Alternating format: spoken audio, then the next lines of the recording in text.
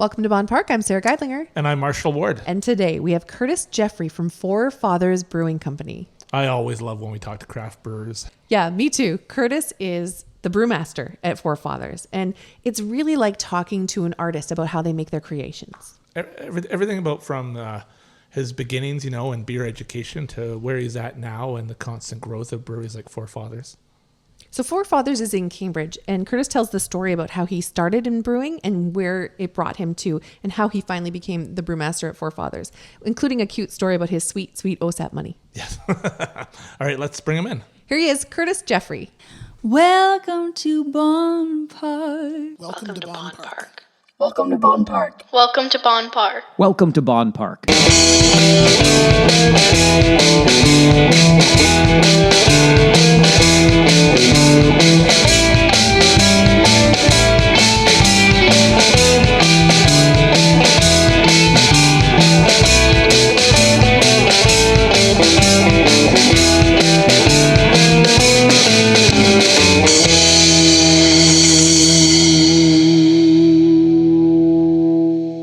Do you enjoy Bonn Park podcast? If so, we would really appreciate it if you Leave a review, like, rate, subscribe, but most importantly, share directly from the platforms with your family and friends. That's the best way to get the word out to everybody, and more people will get to see our show that way. So click those like buttons and share our show. Thank you. Thanks. On with the show. This is it.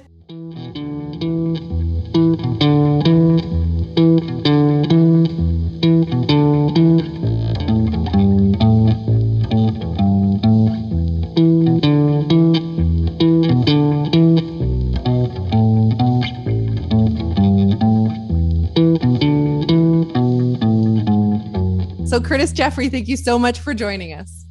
Thank you for having me. You are from Four Fathers, which is a brewing company.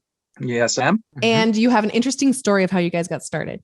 Yeah. So Four Fathers Brewing started with a group of friends who had sons that all played hockey together. They found each other through that, and I guess a love of craft beer. Got together and, decided that they wanted to make a go of it.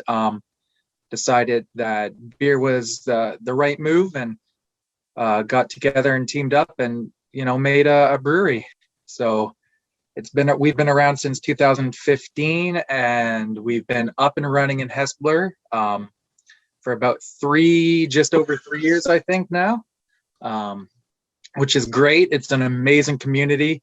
KW, Cambridge, Hespeler, they treat us very, very well, and we owe it all to them because they're keeping us going, and every day they come in and show support. It's awesome. And how do you describe that area? You're in Hespeler. I only visit there a couple times a year, really. What are the things that you notice most about that area? It's very lovely. It's very scenic. We are right beside I think it's called the Speed River. Don't quote me on any of this. Right beside a little waterfall, a bunch of old buildings that are being renewed, bunch of small little shops in the downtown, a great little community up the road with a large school. I really didn't know much about it until I started at Four Fathers. I live in Waterloo, and I used to live in Kitchener. So I know a lot more about them, but Cambridge is such a large community that I'm at, it's exciting to see like a little village like Hespeler and the amount of support they can give to a brewery out there. And what kind of expertise did the four of you bring in? Were you all at kind of different levels as far as what you knew about craft beer and how to set up a brewery? So I'm not one of the founding fathers. I was wondering because you were talking about they earlier, and I was like, I wonder if Curtis is an addition to the four. No, I am the hired gun. I'm the head brewer there. So although they had a passion for beer, I don't think you could combine them and get a proper beer out of them.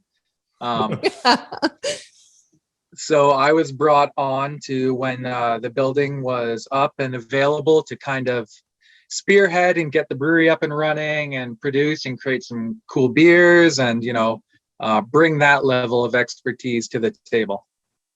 And where were you coming from that you were a brewmaster? How did you learn this craft? I became a brewmaster. So I went to Niagara College when it opened up. I was the second year in with their brewmaster and brewery operations management course.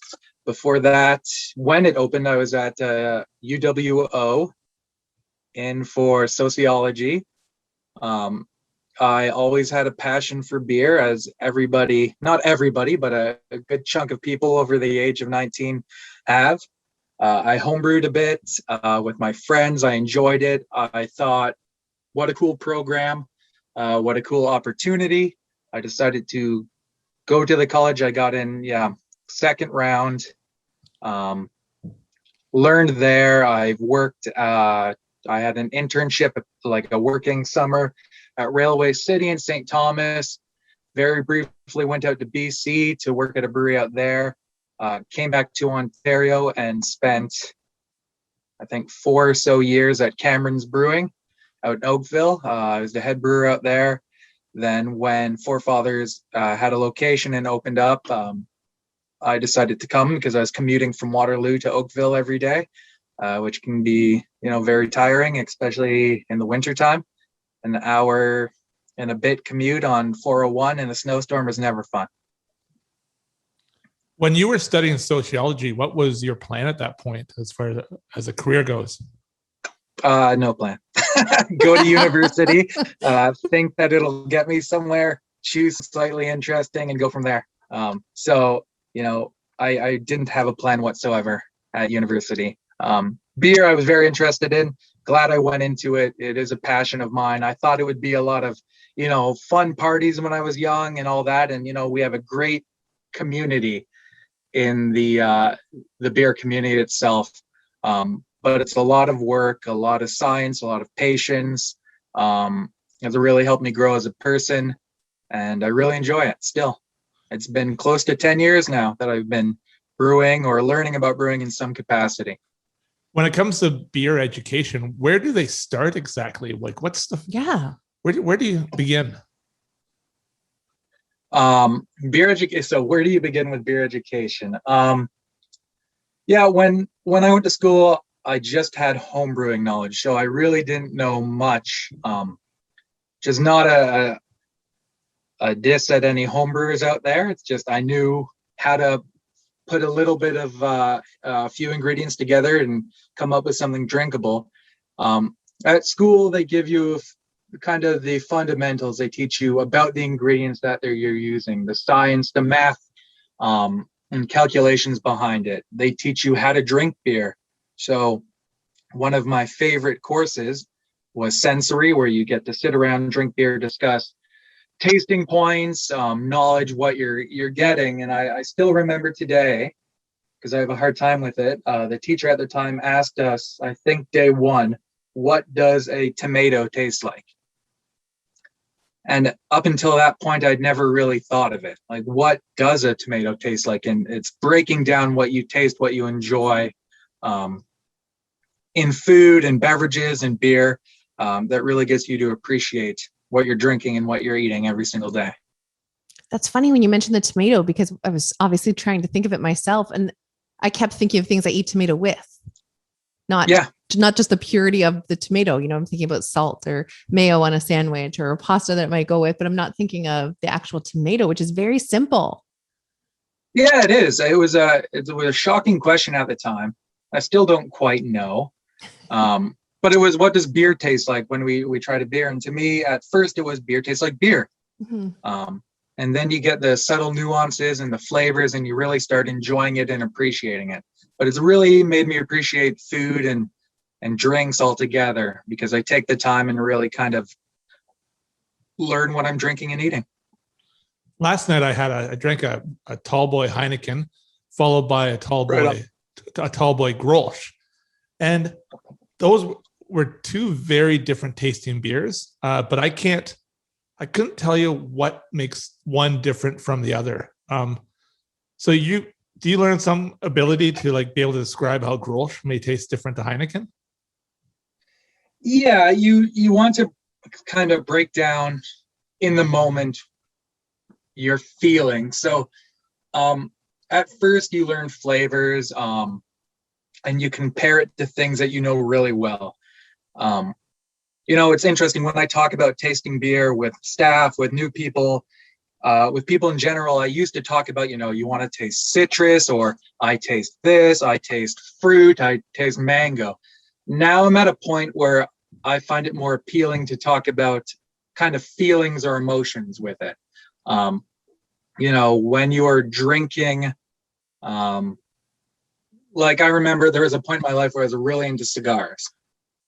And, whenever I drink like a really rich, heavy imperial stout, I think in that moment, this would go really good with a cigar. That feeling of being out there outside, in the sun with a nice cigar. You've designated an hour of your time with a rich, hearty, chocolatey drink to balance it.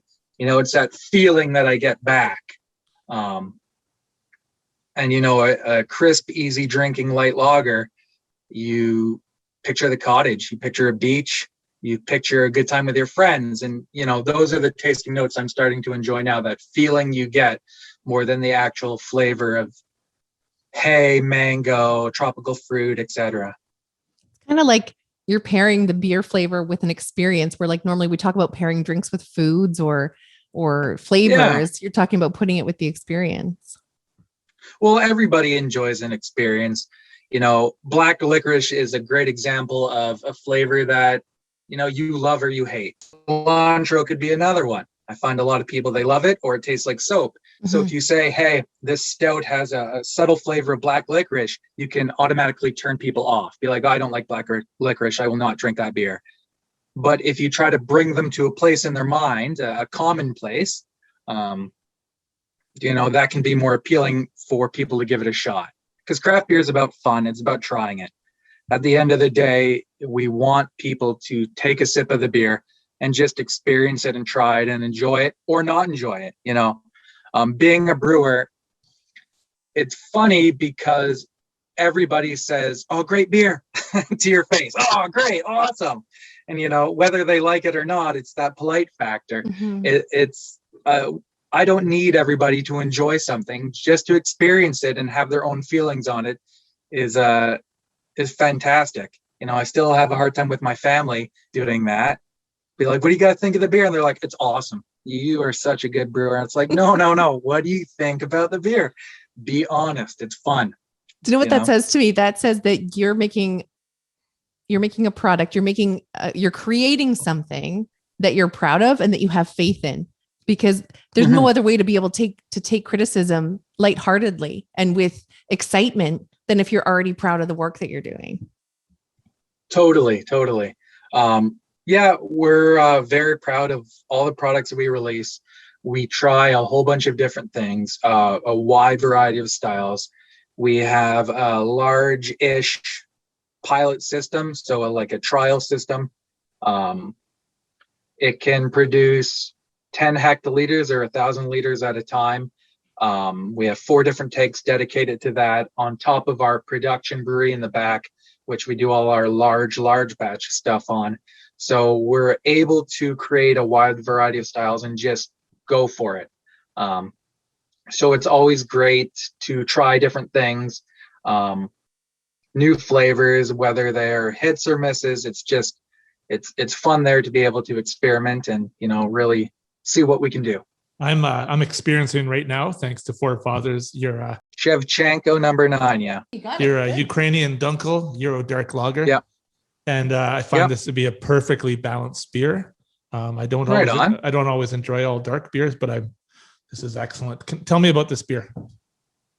So Shivchenko 9 is one of our core brands, so year-round offerings. It is a dark style lager. So a lager is cold fermented beer. We use darker malts in it to give the color and flavor. So light chocolate notes, a little complexity like brown bread crust. It's supposed to be easy drinking, approachable, but also appealing to those who like those kind of richer, more robust flavors, to hit that kind of lager crowd and the crowd who likes those more like stout-like flavors. It's got a big following in the Ukrainian community, in the soccer community. So Shivchenko was a soccer player, and the beer was named after him. Yeah. The designs often on the cans and on your website are exquisite. Whose vision is that, and who's putting that together? We have a great artist named Greg who comes up with a lot of our designs, and we're continuing. We're going to have a bunch of new ones coming out very soon to further our portfolio of beers. When you talked about hits and misses, what would be some of your biggest hits for Fathers, and what would you consider a miss? What hasn't worked? It's subjective, because all the beers that I really enjoy don't do that well, in my opinion, and all the beers that I'm like, okay, we'll throw that one out there, do seem to go really well, seem to move very fast, and that's how I judge how well a beer does. It's just how fast it moves out the door. Our IV series, which is an ongoing series of IPAs, they gain a lot of traction. So I think we're brewing this month IV 21.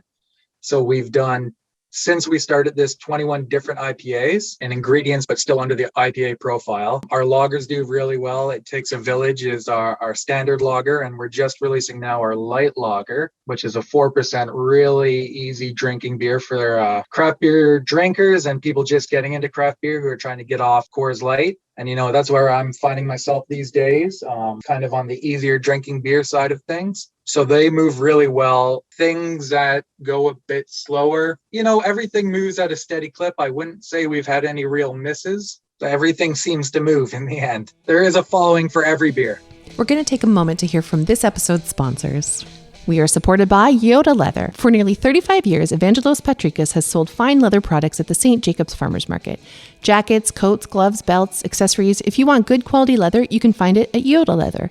Customers trust Yoda Leather for classic but fashionable and reliable outerwear pieces at good prices. Like their men's double collar style, a top seller for 35 years, old school leather biker jackets, or women's coats with real fur trim.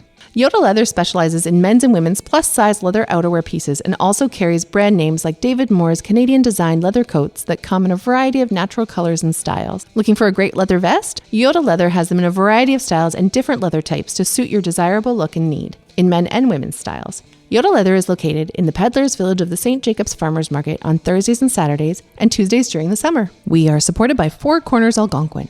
Authentic, original, off the beaten path. Located a short 5-hour drive from the region of Waterloo, Four Corners Algonquin Camping and Glamping is Algonquin Park's newest one-of-a-kind safari tent camping experience. Sport or rest, thrill or contemplation, bonding with friends or family, you'll find something to do for every ability, for every taste, and for every budget. Fall asleep in our king-size beds listening to the sounds of nature. Try our no-charge, self-guided itineraries, trail and beach-accessible wheelchairs, and the Fire Buddy program to help you get your nightly campfires crackling. View the Perseid meteor shower at our dark sky-friendly viewing location. Bring your own creature comforts or reserve them from our quartermaster shack and have them delivered right to your site. Situated on 90 acres, we are well equipped for physical distancing requirements. Whether you are a camping novice or a camping ninja, check us out on Facebook or visit us at fourcornersalgonquin.ca to book your adventure.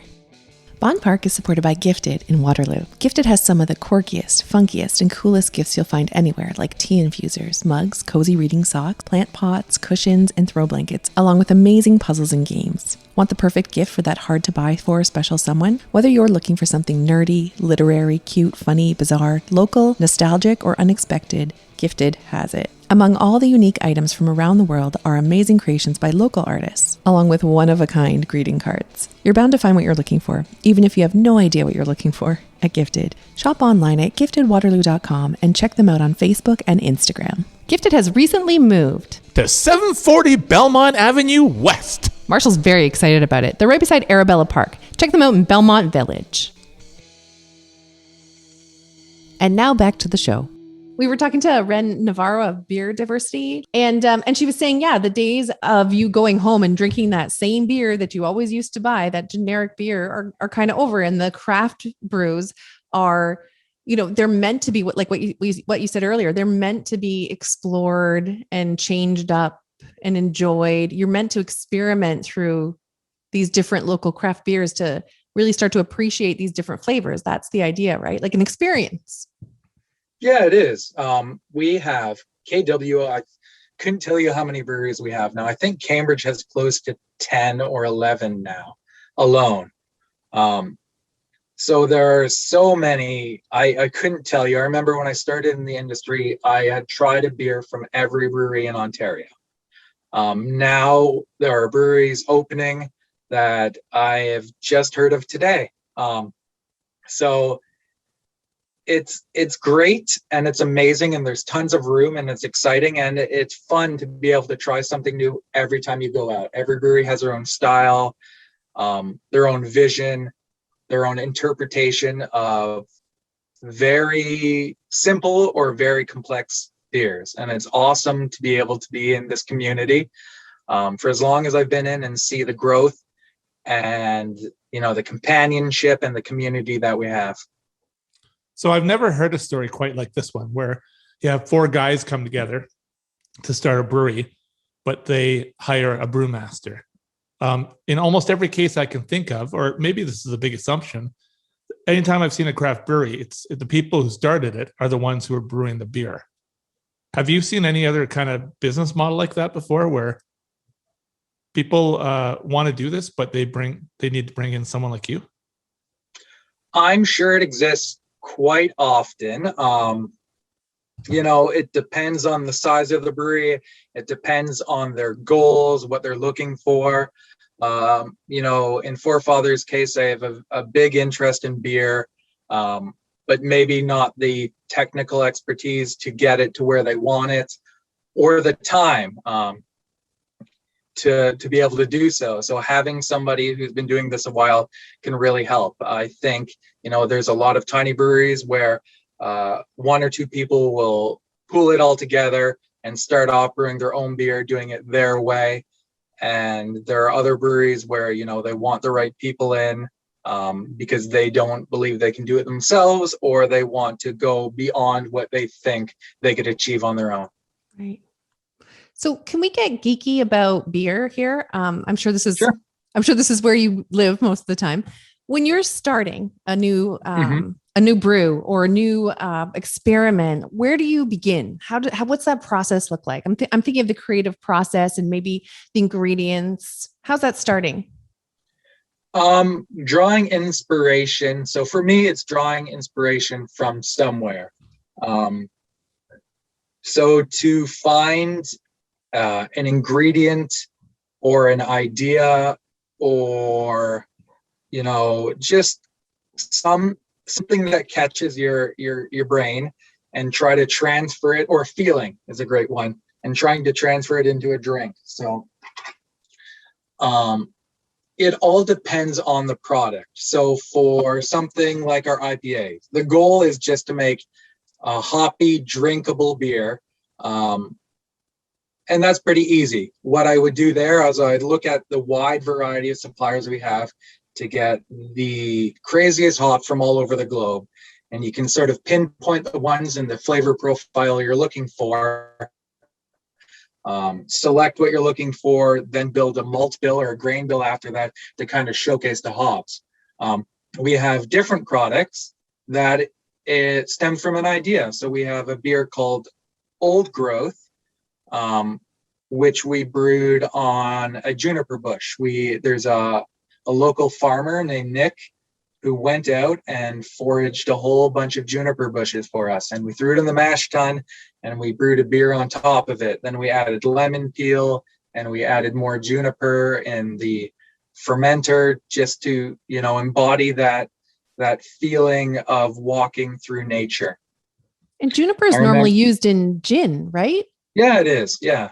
So we wanted to use that in a beer. I remember at a previous brewery at Cameron's I worked at, we had a bunch of people hand forged cloudberries from the north of Quebec to do a foeder aged wild ale. So foeder is like a giant wooden tank, And the concept was, the beer was called Boreal Inspired Wild Ale.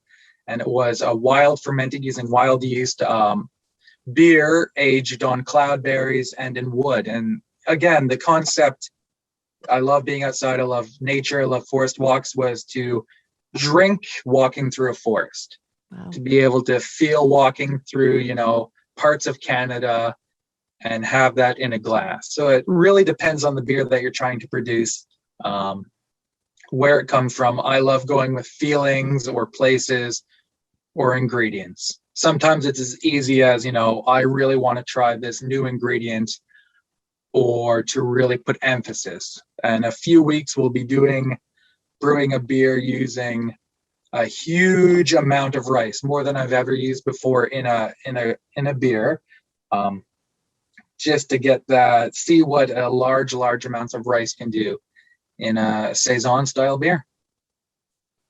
And what does a day in the life of a brewer look like? Is it kind of like a mad scientist in a laboratory, or is it actually a much more kind of physical and job that has redundant parts to it? Like, what does a day look like for you? So, a day of an average brewer is a lot of cleaning, a lot of preparation. You hear this at any brewery tour, but brewing is mostly about cleaning. Everything has to be spotless. This is a food product. This is a beverage that we consume. We don't want contamination. We don't want off flavors. So everything has to be spotless. So it's cleaning. Organizing. For me, where I'm at, I spend a good part of my day scheduling, organizing, getting the team that we have at Forefathers Production set up to produce, package, move the beer. And then we do sensory and you try the product, make sure it's where we want it to be. We have a nice little lab at Forefathers. So I'm in my office or the lab testing from grain to glass, making sure everything's to spec and is going to have a long shelf life and hold flavors and that we don't have any issues. But we're still a small brewery. So there are days where you're out moving picnic tables. There are days when you're building shelves. There are days when you're helping front of house or they're helping you. So it's wacky. It's fun. It's just every day can be different. And that's what holds me to craft beer is, it's not the same thing every single day. It's always something different and always something fun. Well, not always something fun. I'll never say that, but it's lead always somewhere fun. For sure. It will lead somewhere for sure. We've talked to a lot of business owners and restaurateurs and creative people who are maybe in charge of a group or who maybe are in charge of a process, and they talk about this quiet leadership way of doing things, which always includes, if you want to have a good team and if you want to make sure that everyone is succeeding, doesn't matter where you are on the chain of command. If picnic tables need to be moved or if somebody needs to work the front of house, you step in and you do it. Yeah, and we have a really great team at Forefathers, and everybody pitches in, and everybody tries, and it's refreshing, to work with such great people. I've worked at many jobs where you're dealing with some difficult people, but I feel like all the people that I'm around on the day-to-day are pretty lovely, nice, warm-hearted people. And I really admire them all. And how do you see the growth of a small brewery? Is it after 6 months, people one person at a time, kind of you gain a new fan one at a time, comes in and buys your beer and then comes back. And but then there's this way of you need to get the beer out there and then you're delivering it. And is it just watching kind of more and more sell and then you have a bit more space to grow? How does the growth look like in those first few years?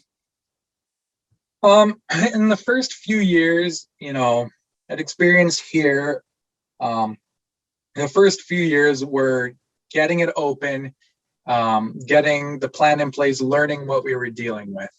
For Hespeler isn't a big community. It isn't a big town, but there are a lot of people who come and really enjoy. So it was kind of learning what we were dealing with, getting our systems in place, making it enjoyable and fun for everybody to show up, have our product ready. In that time since we've been open, we've added a kitchen. We didn't have one originally. We've added a very large event space upstairs that can now hold, I think it's 175 people in the last year, and we do weddings and corporate events. So it's been slowly growing. The goal, we have such a large building. We have 80,000 square feet of building. It is quite large. We have a huge seating area, a very large patio, and now extended patio, giant production area in the back. So the growth has been building the building, building our clientele, making people want to continue to come to KW. It's an awesome town. We have a ton of people in Toronto. We have a ton of people in the surrounding areas. We want them to come to Kitchener-Waterloo. We want them to come to Cambridge. We want them to come to Hespeler, not just to visit us, but to visit the community around us. It's awesome here. So if we can be a part of that, we're really trying to do that. Have a place for people to go in such a small town. Like, I had never been to Hespeler before for Forefathers. So getting other people who are like me to join is going to be very cool. Building that space to do that is going to be awesome. And I find your pub food has been awesome.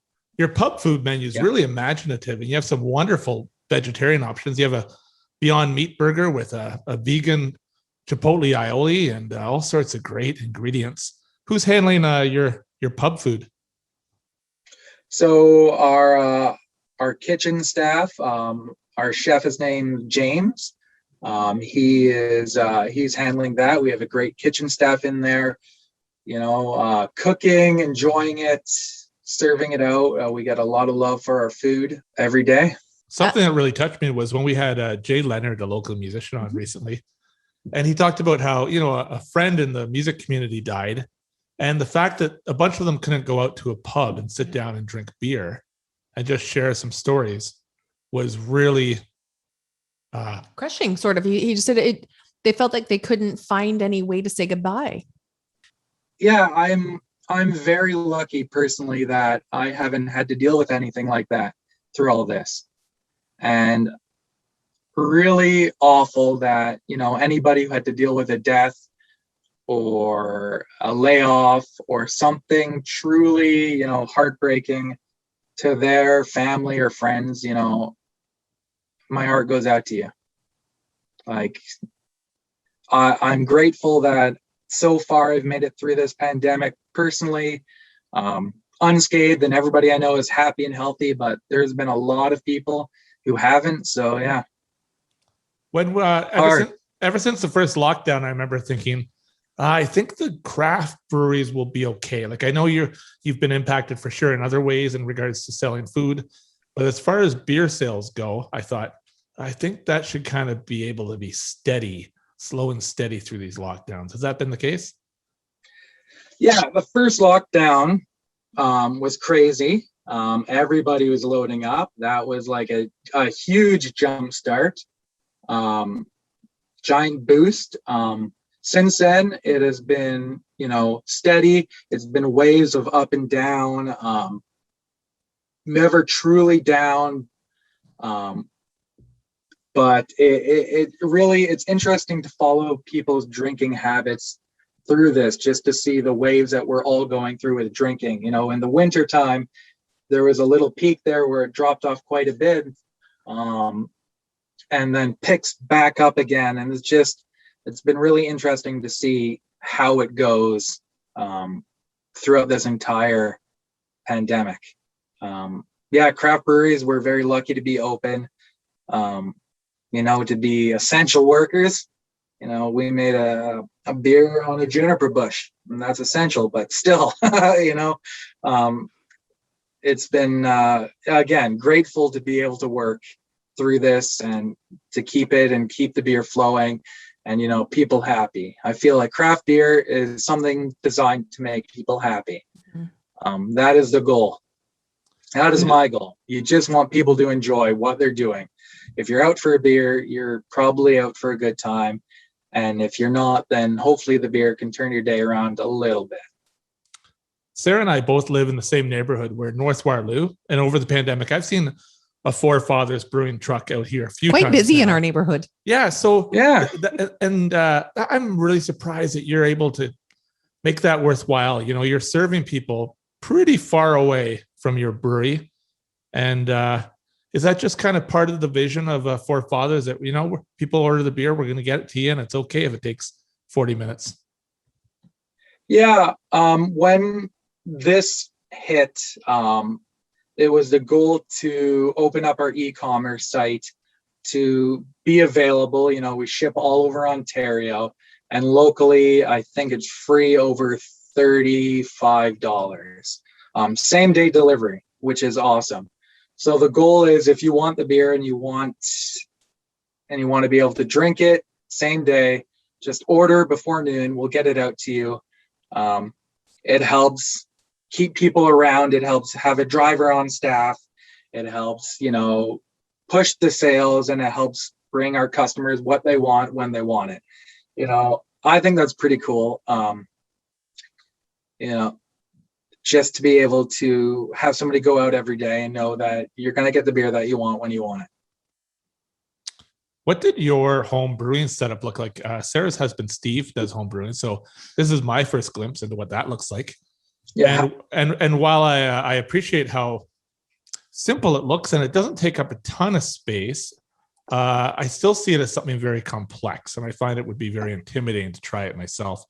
What was that like for you to home brew, and what did your setup look like? My first setup was a turkey deep fryer. Smart. Yeah, right. Hey. Canadian Tire, $99. And that's all I remember about that one. And then I upgraded and I got a Coleman cooler and some plastic carboys for a bit with another turkey deep fryer. And then when I went to school, I went all out because I got that OSAP money. So I just spent It actually went to your education for your future. Yeah, exactly. Yeah, I could say it that way. So with you know, all that money that I had to pay back, I got a huge burner from the US and a giant converted kegs, and I spent a ton of money on it, which is pretty cool. It all depends. You can make beer out of the simplest things or the most complex. It all depends, as a home brewer, how deep you want your hobby to go. If you want to put in energy and time and have total control, I've seen people with like $10,000 setups, and I've seen people brew it out of a turkey deep fryer or on a pot on their sink. So it just depends on the level of control and what you're looking to achieve. You know, hobbies are great. It was hard. My hobby for a while was making beer, and then I became a brewer, and then I didn't have any hobbies because every day I would make beer or be around beer, and I didn't want to do it when I got home. So it's only been recently that I started getting back into hobbies and finding that renewed joy of, you know, spending your time when you're not at work or when I'm not playing with my kids, to do something, you know, interesting that I can find joy in. So gardening is, you know, I think this is a big year for a lot of people back into gardening, and it's been a lot of fun so far. So whenever I buy Bose Lug Tread, there's a guy who says to me at the supermarket, "What's Lagered Ale?" He goes, "I know the Kim Mitchell song Lager and Ale, and I know what lager is and ale is, but what's He might be too young for Kim what's Mitchell. Lagered Ale?" Yeah. Do you know what? No, I know Kim Mitchell. Yeah. I'm sorry. Anyways, Yeah, do you know that's all right. what is Lagered Ale? I tried to look it up and I couldn't find any real definition of it. So a lagered ale would be pretty much what it sounds like. It is, you know, there are two different styles of yeast. An ale is a type of yeast that ferments on the top of the beer at warmer temperatures rapidly, producing a wild variety of different flavors. Lagers are, you know, they're fermenting on the bottom of the beer at a much colder longer timeline. So at a colder temperature, longer timeline, and you get nuanced, easygoing flavors that you picture when you think of any traditional lager. So a lagered ale is taking an ale strain and lagering it or fermenting it and storing it or aging it at a colder temperature to kind of find a more clean, balanced flavor in the end. So there you go, Jim at Beechwood Zares. You have your answer. I had no idea. It's so interesting. I wonder if my husband knows that. I'll tell him. How do you see the next few years ahead? So I would say that I was talking to Sarah about this a little while ago, and I guess with Rand Navarro about how I've noticed in the last few years a big change from bottles to aluminum cans with some craft brewers. And I'm preparing myself that I guess I might be seeing less of the great sour beers I love in bottles. I'm talking about like Block 3 Brewing makes like an incredible like peach sour, peach plum, and it's in a big bottle and it costs $12 and it's like drinking a bottle of wine. Like it's just incredible. But I'm aware that there's changes happening. So it's possible we may not be seeing so much of that now. So shout out to Block 3. They make great beer. They're great people.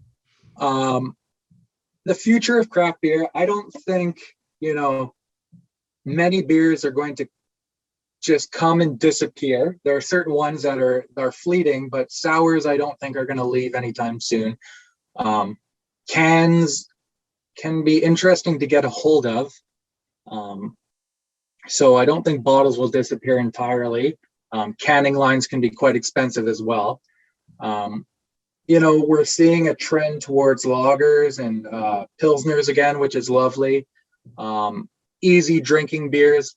I remember when I started, you start off with beer and you start off with drinking garage beer, like lagers. I drank James Ready 5.5. I don't even know if they make that anymore. I just remember that James Ready 5.5. They do. There was a beer called Red Bull when I was younger than I was allowed to drink. It was called Red Bull, and we drank it because it was 6%. So got you more drunk, 1% more. And then you get into craft beer and you try hops and you try your first ale, English beers, and then your pale ales and hops. Then you move from hops and you try lovely Belgian beers. And then you get into sours.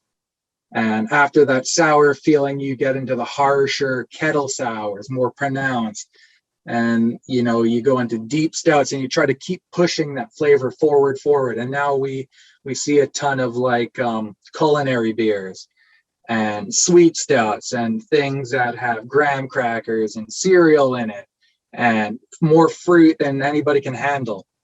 And then it's sort of dropped off where your palate has hit so much of a wall of all these intense, crazy, wonderful, beautiful flavors that you want something traditional again. So you go back, and that's why you're seeing the Pilsners arise again. The people are like, yeah, I just chugged about 30 kettle sours and a few pastry stouts. I just want something easy drinking that I enjoy, I understand the complexity of, and I don't have to think too much about. So I see a market and an opportunity for all types of beer in the future.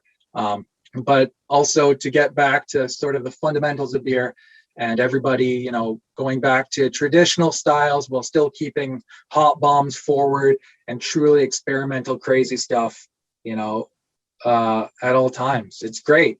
There are so many breweries doing so many fun things. It's awesome to see everybody's take on everything.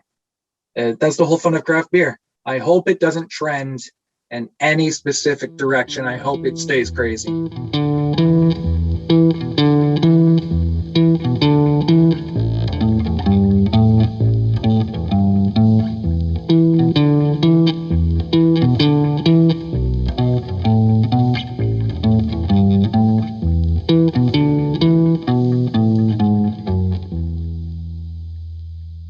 Hey all, thanks for meeting us in Bonn Park. Please like, rate, and subscribe to our podcast on the platform that you're listening to. And follow us on Instagram and Twitter at Bonn Park Podcast.